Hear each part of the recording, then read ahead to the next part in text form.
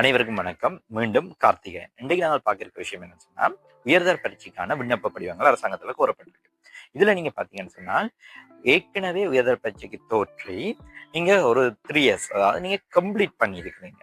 ஆனால் பல்கலைக்கழக அனுமதிக்கான போதிய அளவு புள்ளிகள் இல்ல, எனக்கு கேம்பஸ் கிடைக்கல, சோ நான் செகண்ட் ஷை எழுதுறேன், சோ நான் தேர்ட் ஷை எழுதுறேன் என்ற பிள்ளைகளுக்கான அறிவுறுத்தல் தான் இந்த வீடியோ. இதுல நீங்க முக்கியமா பாத்தீங்கன்னு சொன்னா, சில கற்கையினர்கள், உதாரணத்துக்கு மெடிசின், நீங்க மெடிசின் படிக்கணும்னா கட்டாயம் சர்ச் ஸ்கோர் வைஸ்ல ஒரு நல்ல ரிசல்ட்ஸ் எடுத்து நீங்க போனால் மாத்திரம்தான் மெடிசின் படிக்கிறது. அதை விட்டு மெடிசின் படிக்கிறதுக்கான வழிமுறை இல்லை. அப்ப கட்டாயம் நீங்க எத்தனை ஷை எடுத்தாலும் மெடிசின் தான் உங்களோட டார்கெட். நான் மெடிசின் அச்சீவ் பண்ணுவேன் சொல்லியிருந்தா மெடிசினை ட்ரை பண்ணுவது தான் வேணும், வேறு வழி. பட் இப்ப நீங்க கொமர்ஸ் எடுக்கிற பிள்ளைய ஒன்று எடுத்துக்கொள்ளுங்க. நீங்க கொமர்ஸ்ல ஒரு நல்ல ரேங்க்ல வந்து யூனிவர்சிட்டி போறீங்கன்னு சொன்னா, யூனிவர்சிட்டியில நீங்க போய் படிக்க போற கோர்ஸ் சொல்லணும்னா பிபிஏ, அதாவது பேச்சுலர் ஆஃப் பிசினஸ் அட்மினிஸ்ட்ரேஷன். பொதுவாக இந்த கோர்சஸ் தான் அந்த பெஸ்ட் ரேங்க்ல வர்ற பிள்ளைகள் செலக்ட் பண்ணி போறது. அப்ப இந்த கோர்ஸுக்கு கிட்டத்தட்ட பார்த்தோம்னா ஒரு வருடத்துக்கு மாத்திரம் 700 மாணவர்களுக்கு அதிகமாக, கிட்டத்தட்ட 700 1000 மாணவர்கள் எடுப்பாங்க. அப்ப இங்கதான் நீங்க போட்டி போட்டுட்டீங்க. இதற்காக நீங்க first shy, second shy, third shy என்று எடுத்து நீங்க யூனிவர்சிட்டி போறது எந்த அளவுக்கு வேர்த்தா இருக்கும் என்ற ஒரு கேள்வி இருக்கு.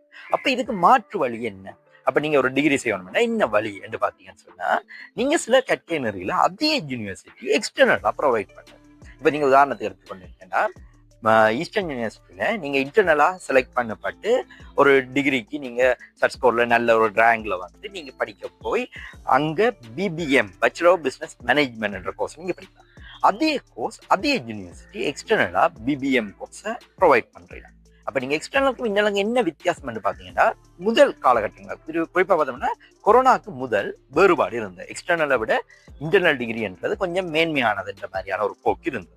ஆனால் 2021 இந்த கொரோனா தாக்கத்துக்கு பிறகு 2 டிகிரியும் பொதுவாக எல்லா தளங்கள்லையும் ஒரே மாதிரி தான் பார்க்கப்படுது. அப்ப வேறுபாடுகள் இல்லை.